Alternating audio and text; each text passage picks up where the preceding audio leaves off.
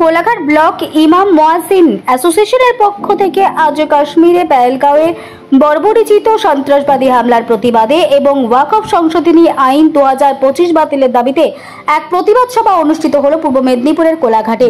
উক্ত সভায় সোচ্চার হলেন আইএসএফ বিধায়ক নৌসাদ সিদ্দিকী। এভাবে 2011 সালের আগে আমাদেরকে বলা ছিল মুসলমানকে রক্ষা করব, মুসলমান তুমি ভোট দাও। আর ভোট দিয়ে বিগত দিনে অনেক ঘটনা ঘটে গিয়েছে।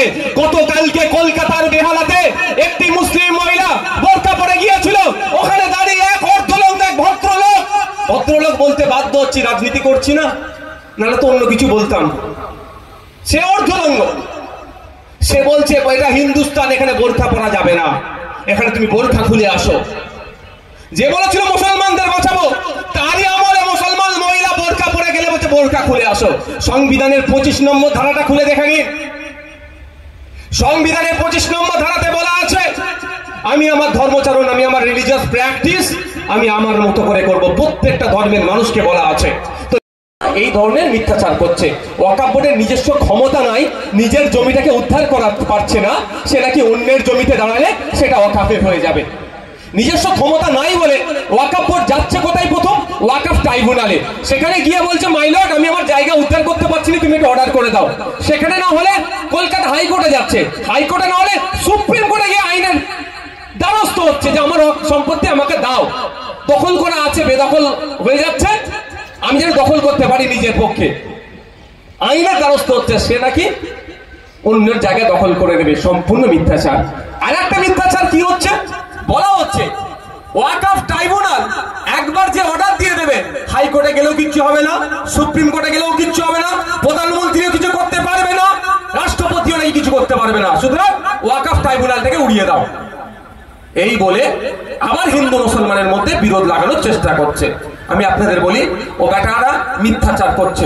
সংবিধানের 226 নম্বর অনুচ্ছেদে বলা আছে, যদি ট্রাইব্যুনাল দ্বারা কেউ মনে করছে এই অর্ডারটা আমার পছন্দ হচ্ছে না, হতে পারে, তাহলে শুধু ওয়াকফ ট্রাইব্যুনাল নয়, 12-13 রকম ট্রাইব্যুনাল আছে।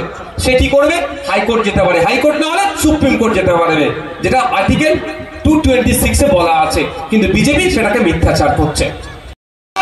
রাজ্যের পক্ষ থেকে সুপ্রিম কোর্টে মামলা হোক, আর বিধানসভার এই রেজুলেশনের কপিটা ওই মামলাতে অ্যাটাচ করে দেন, তাহলে খেল জমে যাবে।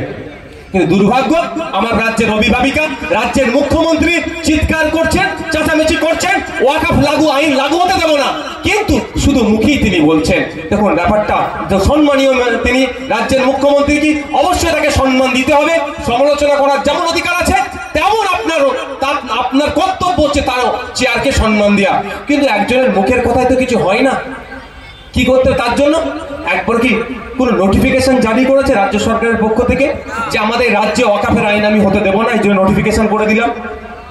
গভর্নমেন্ট কোনো অর্ডার পাস করিয়েছে? তাকে জিও বলে, শর্টে পাস করায়নি, কিন্তু গল্প দিচ্ছে আপনাকে আমাকে, কি এটা গল্প দেওয়া হচ্ছে, কি এই রাজ্যে লাগু হতে দেব না।